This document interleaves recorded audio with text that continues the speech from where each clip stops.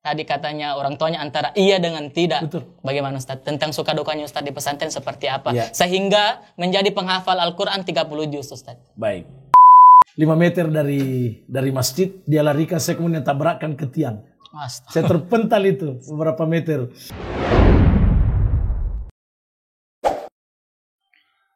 Bismillahirrahmanirrahim. Assalamualaikum warahmatullahi wabarakatuh.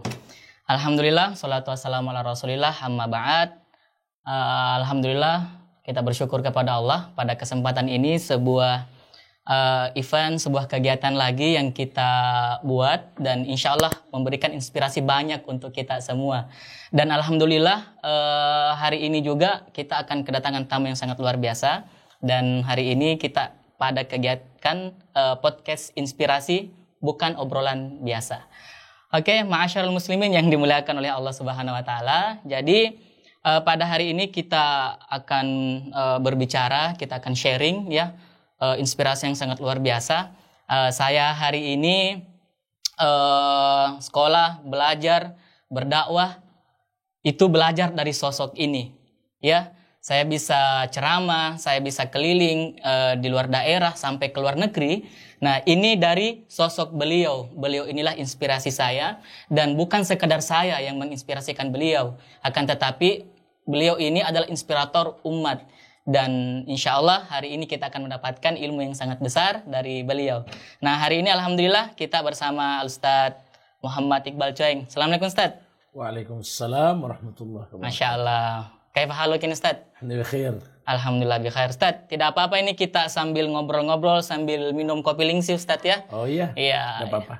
Ini penyemangat kita pada kesempatan hari ini. Betul. Iya, oke Ustadz ya. Jadi akan banyak Ustadz yang kita akan tanyakan hal-hal yang terkait tentang Ustadz.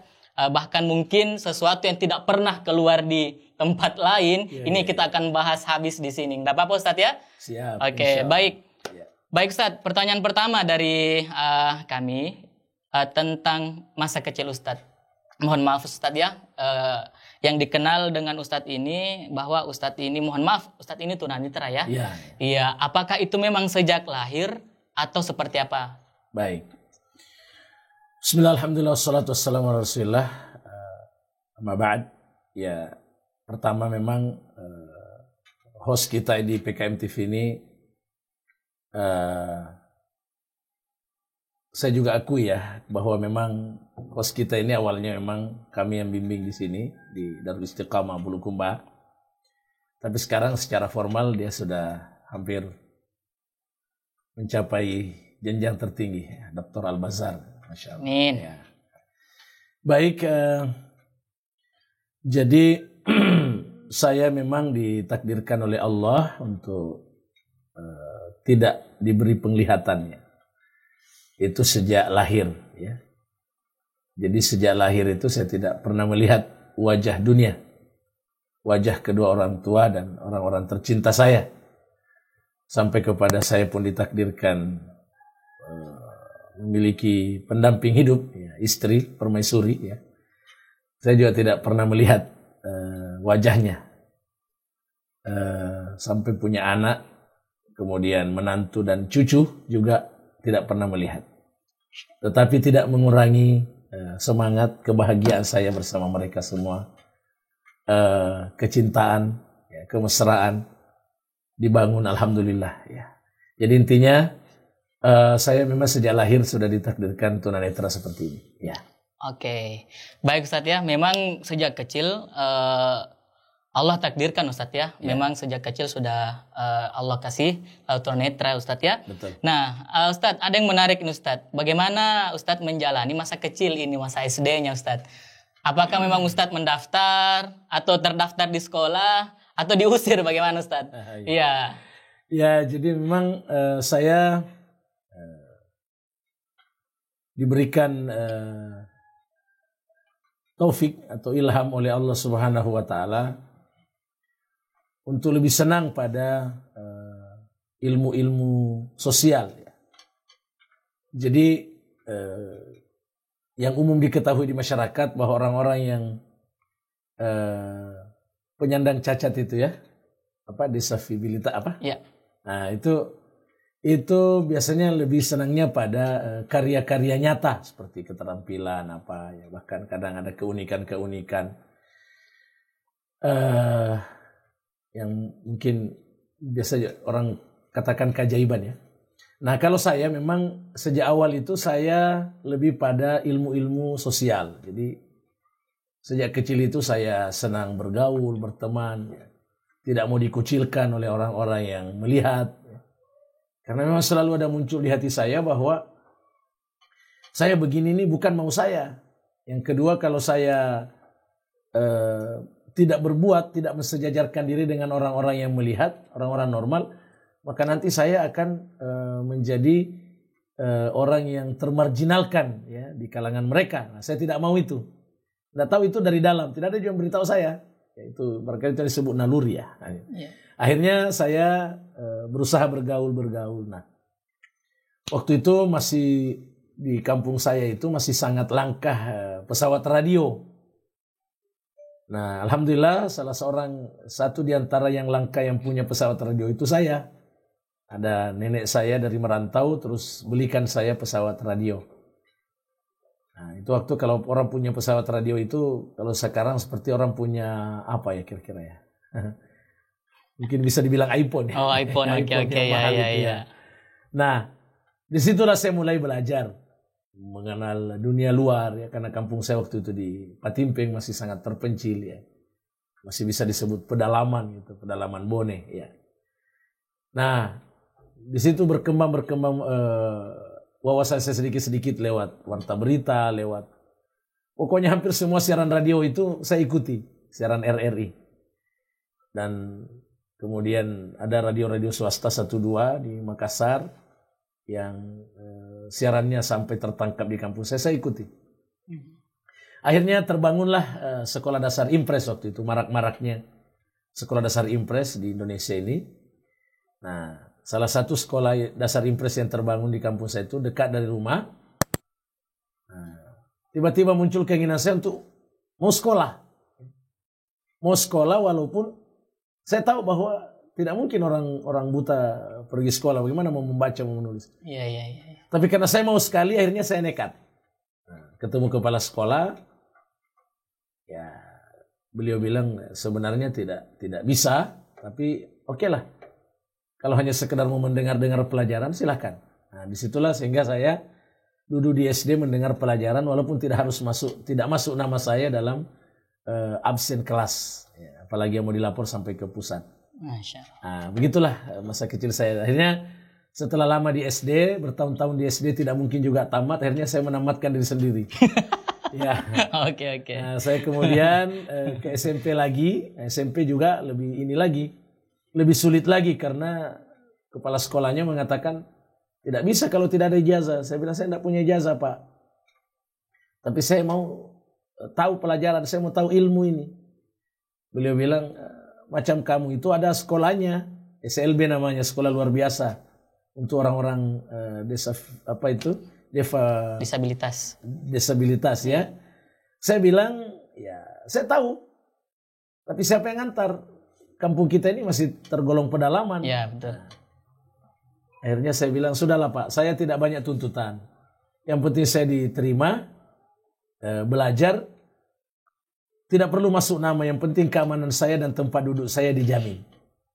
Nah, singkatnya dia terima saya dan masuklah saya sebagai pendengar di SMP yang ada di daerah saya itu, SMP Negeri Masago gitu. Begitu sekelumit. Masya Allah, luar biasa Ustadz ya. Jadi walaupun tahu bahwa saya ini tidak melihat, tetapi keinginan untuk belajar itu tetap ada Ustadz ya. Alhamdulillah. Iya. Yang hebatnya lagi Ustadz, ini saya mau pastikan ini, betul tidak Ustadz sekarang sudah mencapai predikat master MPD? Ya Alhamdulillah. Jadi, nah ini perlu saya jelaskan karena bagaimana caranya orang yang tadinya tidak punya nama di sekolah bisa jadi MPD ya kan, nanti dikira memalsukan ijazah. Sekali tidak ya. Jadi ini saya mau lanjutkan dulu nih cerita saya. Ketika saya sudah di SMP itu belajar tanpa nama ya. Akhirnya pesantren Darul Istiqamah pusat di Macopak Maros itu meliburkan santrinya untuk berdakwah ya, di berbagai tempat. Nah, salah satunya itu di kampung saya. Nah, akhirnya Allah menakdirkan ya, rumah yang ditempati oleh santri yang berlibur itu adalah rumah teman kelas saya, bahkan sebangku saya. Nah, teman kelas saya di SMP inilah yang menceritakan bahwa ada seorang tunanetra, orang buta yang katanya kuat menghafal, ya, sekolah di SMP tidak masuk nama, tapi dia semangat sekali, begitulah. Akhirnya itu santri, loh, dia mau apakan ilmunya itu?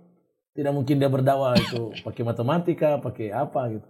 Cocoknya dia di pesantren. Nah, singkatnya dia carilah saya, jalan kaki waktu itu di tahun 89 ya.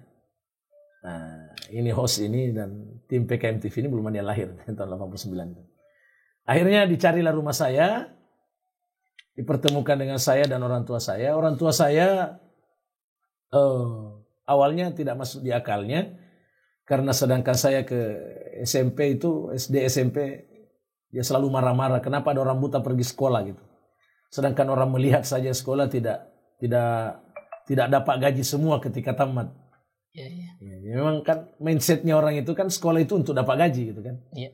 Nah, tapi karena saya nekat ya dibiarkan saja. Tapi ketika ada orang yang membawa saya ke pesantren ya semakin tidak masuk di akalnya. Bagaimana caranya? Dia mau urus dirinya sedangkan dia di sini saja dia diurus sepenuh-penuhnya karena dia tidak melihat. Nah, singkatnya karena saya ngotot ya akhirnya tidak disuruh tapi tidak bisa juga dihalangi seperti itu.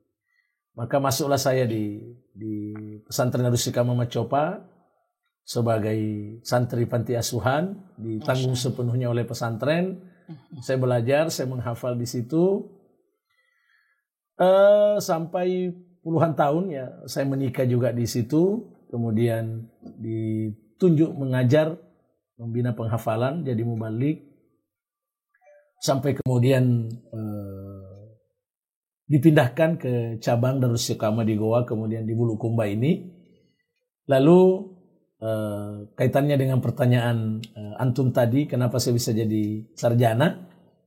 Nah, pada saat saya sudah di cabang di Bulukumba ini, Allah menakdirkan salah seorang universitas bergengsi di Makassar, Universitas Muslim Indonesia Makassar, membuka kerjasama dengan pesantren Darussikam Muhammad Chopa dan membenarkan menerima ijazah pesantren untuk dipakai oleh guru-gurunya, ustadz-ustadzanya untuk lanjut di S1 UMI. Maka disitulah saya mencapai S1 saya dengan menggunakan ijazah pesantren. Masya Allah. Jadi bukan dibeli. Iya, betul. Dilegalkan ijazah pesantren. Nah, kemudian selesai S1, alhamdulillah saya kembali mengajar hampir 10 tahun. Kemudian di Sinjai ya, Perserikatan Muhammadiyah membuka program S2 dalam di perguruan tingginya Institut Agama Islam Muhammadiyah Sinjai. Nah, saya dan beberapa kawan di situ mendaftar dan alhamdulillah tahun 2019 saya kemudian mencapai gelar Master Pendidikan. Masya Allah. Allahu Akbar. Ya. Luar biasa Ustadz ya. Betul-betul ini sebenarnya tamparan ya bagi orang-orang yang normal, yang mana banyak mengeluh. Ustadz ini di balik ada yang Allah takdirkan kepada Ustadz sampai detik ini luar biasa sekarang murni mencapai gelar master ya, Masya Allah Ustadz. Luar biasa sungguh menginspirasi Ustadz. Ustadz, ini selama Ustadz kecil sampai Ustadz sekarang pernah tidak mengalami bully Ustadz? Kayak dibilang-bilang iya gitu. Ya, jadi namanya kehidupan anak-anak, kehidupan remaja. Ya, tentu, apalagi memang saya tidak melihat ya. Iya. Tetapi saya sesungguhnya jarang ya, pernah tapi jarang sekali karena saya alhamdulillah tidak nakal ya. Yang biasa dibully itu ada 2 poin biasanya orang cacat itu suka dibully orang. Pertama dia nakal, dia sombong ya, dia cacat dia juga sombong. Itu yang biasa membuat orang dibully. Yang kedua, orang cacat itu biasanya dibully kalau dia terlalu memase-mase begitu. Maksudnya dia kayak tidak punya nilai sama sekali. Nah, itu juga kayak gitu ya. Pokoknya ya istilahnya dia kasih bodoh-bodoh dirinya gitu. Nah, alhamdulillah saya ditakdirkan oleh Allah tidak seperti itu. Jadi saya alhamdulillah tidak arogan, alhamdulillah ya, saya tidak membanggakan diri, tapi saya tidak arogan, saya tidak nakal, saya tidak suka mengganggu orang ya. Di sisi lain saya juga tidak kemudian terlalu minder. Jadi saya berusaha eksis di tengah-tengah orang yang normal. Sehingga kemudian orang-orang yang normal itu justru senang sama saya. Malah ada kakak saya itu, saya tidak bermaksud merendahkannya, tapi saya lebih banyak teman dari dia. Nah, justru itu yang sering dia karena suka ditanya-tanya sama orang, itu adikmu ya, dia kayak gengsi begitu. Kayak artis tadi ya, di masa kecil. Seperti itu. Jadi saya jarang mendapat bully itu jarang ya, karena kalau penghinaan apa semua jarang. Kemudian kalau orang bercanda, saya tidak ambil hati. Jadi kan orang juga biasa dibully itu ketika dia dicandai lalu dia ambil hati. Nah, orang kan senang. Baper style ya. Baper. Dia cepat baper. Orang lebih suka main-main lagi sama dia. Saya kalau orang bilang, "Kau buta ya?" "Oh iya." To the point saja Ustaz ya. Oh, Masya Allah. Gimana kau bisa tidak melihat? Ya beginilah kehendak Allah. Jadi mereka tidak bisa ini. Bisa. Kemudian kalau ada 1-2 biasanya yang membuli saya, justru banyak yang membela saya. Malah biasa ada teman saya malah berkelahi gara-gara saya karena yang lain mau membuli saya, yang lain marah gitu. Jangan. Apalagi jangan, ini orang tidak melihat tapi banyak yang dia bisa, kau tidak bisa. Kadang-kadang. Okay. Nah, biasa kalau sudah hampir baku tinju saya bilang, "Sudahlah. Kenapa kalian marah-marah? Justru saya main-main ini." Akhirnya ketawa lagi orang. Begitulah perjalanan romantika masa kecil. Iya. Berarti rasanya baru kemarin ini saya lalui. Kalau saya pulang kampung itu terkenang semua, terkuak memori hampir 40 tahun yang silam. Iya. Ustadz, saya lihat ini Ustadz punya HP Android. Biasa pakai Ustadz itu? Atau dibantu? Kalau pakai HP Androidnya Ustadz, ini nih. Tidak, jadi ini HP. Ini memang kalau HP kecil bisa Ustadz ya, yang kayak Nokia dulu itu, yang communicator. Jadi awalnya itu begini. Jadi ketika pertama ada HP, awalnya sih saya tidak tertarik ya, untuk apa sih?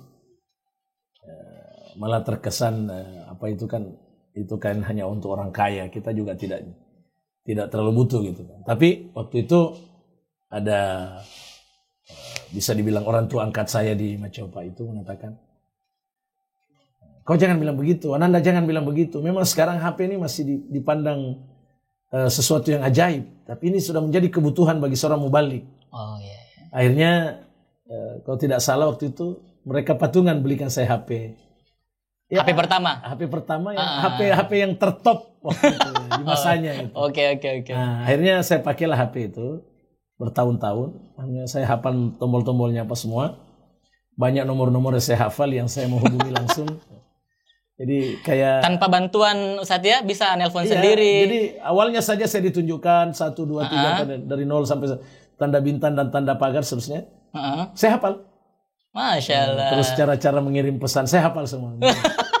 Bahkan SMS Ustadz ya? SMS saya akhirnya bisa SMS waktu itu. Nah, singkatnya peralihan ke Android ini lucu. Jadi ketika HP bertombol itu sudah mulai hilang, sudah mulai tidak laku lah begitu ya, sudah mulai orang pada gengsi. Dan Android beralih ke Android dan justru orang mengatakan ini satu waktu ini betul-betul tidak ada lagi HP tombol kecuali yang second. Iya. Ujung-ujungnya kalau sudah tidak diproduksi lagi betul-betul akan punah kan? Iya betul. Nah, waktu itu saya setengah iseng bilang ini perusahaan ini. Jadi dia tidak tahu ini, tidak adil ini. Kok mereka tahu kalau ada orang buta, ada orang tunanetra, masa dia layar sentuh semua? Iya betul. Gimana? Akhirnya yang dengar saya itu ketawa-ketawa saja. Oh iya ya. Beberapa bulan kemudian ada yang beritahu saya, "Ustadz, ini kayaknya protes antum didengar deh sama perusahaan." "Kenapa?" "Ini HP sekarang, HP Android ini ada fasilitas bicaranya." Gimana caranya? Dia bilang pokoknya ada Ustadz, tollback namanya.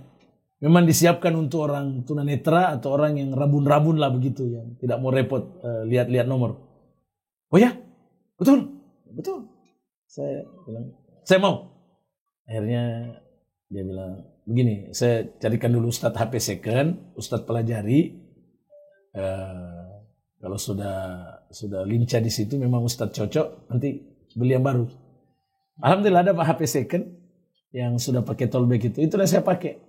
Masya Allah. Saya pelajari berbulan-bulan, akhirnya ini kayaknya HP second ini sudah macet-macet juga ini. Ganti yang baru. Alhamdulillah. Inilah. Masya Allah. Ini pakai tollback ini, jadi ini pakai jam, ini bicara saya. Kalau nelpon Ustadz? Nelpon bicara. Akhirnya sekarang ini minusnya saya sudah malas hafal nomor. Kalau tadinya otak saya ini pernah jadi merekam memori, iya. penyimpan nomor HP, sekarang tidak bisa lagi. Sudah dimanjakan oleh ini, tinggal di sini semua. Saya menelpon, tinggal cari namanya siapa gitu. Iya. Nah, saya sudah hampir 5 tahun saya belajar Islam di YouTube. Nah, saya buka YouTube, dibacakan ini pembaca setia ini yang berapapun dan tanpa gaji. Karena setianya saya tidak kenal, tapi dia tetap membacakan saya. Ya, ini tollbacknya ini. Jadi saya belajar di YouTube, saya buka ulama-ulama terpercaya untuk saya ikuti pelajarannya, baik yang berbahasa Indonesia maupun yang berbahasa Arab. Masya Allah. Jamnya juga seperti ini bunyi. Nah itu. Iya. Oke Ustadz. Oke, luar biasa Ustadz ya. Karena ini saya biasa heran juga Ustadz. Waktu kita jalan sama-sama itu HP-nya dimainkan scene, makanya terjawab sudah hari ini Ustadz ya. Jadi juga teman-teman ya yang bakal nonton, yang nonton juga. Nah ini tadi Ustadz sudah jelaskan kenapa bisa megang HP. Ustadz, pertanyaan selanjutnya Ustadz. Ini kan Ustadz tadi dari kampung masuk ke pondok. Ya. Ustadz, suka dukanya mondok apa Ustadz? Otomatis kan Ustadz tadi katanya orang tuanya antara iya dengan tidak. Betul. Bagaimana Ustadz? Tentang suka dukanya Ustadz di pesantren seperti apa? Ya. Sehingga menjadi penghafal Al-Quran 30 juz Ustadz. Baik. Sesungguhnya kalau berbicara tentang tantangan yang saya hadapi ketika hendak masuk pesantren itu secara manusiawi, makanya setiap saya ditanya itu saya hampir tidak pernah tidak terharu. Karena memang itu tadi, pertama orang tua saya antara kasih sayang dengan pesimis saya kira. Kasih sayangnya karena saya tidak melihat kok nekat sekali begitu mau pergi belajar di tempat yang tidak pernah didatangi sebelumnya, tidak ada kenalan. Ini betul-betul saya ke pesantren itu tidak ada kenalan. Yeah. Jadi yang mau membawa saya itu memang betul ada hubungan keluarga, sudah agak jauh dari segi silsilah. Tapi saya tidak kenal. Iya, saya hanya berbaik sangka gitu. Yang kedua, ya rasa pesimisnya itu tadi. Untuk apa sih sebenarnya? Iya. Tapi karena dia tidak bisa halangi saya, maka akhirnya antara bahasa Bugisnya itu papi suruh. Kata-kata terakhirnya itu, karena saya tidak diantar sampai ke Makassar waktu itu.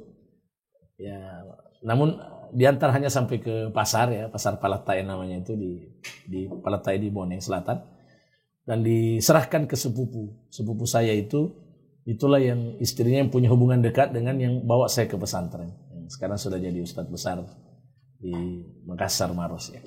Nah, jelas dukanya kalau ditinjau dari segi manusia, hawa nafsu jelas lebih berat. Ya, mulai dari orang tua yang tidak terlalu mendukung, kemudian kondisi yang tidak melihat seperti ini, kemudian harus mengurus diri sendiri. Walaupun teman juga tetap membantu, tapi yang namanya teman, ya apalagi kalau ada aktivitasnya juga. Apalagi kan memang kita di pesantren dituntut untuk mandiri gitu kan. Apalagi kalau teman juga sudah pada sibuk dengan kegiatan-kegiatan yang diaturkan oleh pesantren, kan kadang-kadang kita tidak sempat saling mengatur. Apalagi waktu itu di Macopa, di Darul Istiqamah itu tidak ada penanganan khusus untuk orang cacat. Tidak ada. Jadi saya betul-betul harus eksis sebagai orang yang melihat. Artinya ya kalau ada yang saya mesti dibantu betul-betul nanti darurat. Selama yang bisa saya lakukan, saya tetap lakukan, mencuci, ya, apalagi mandi.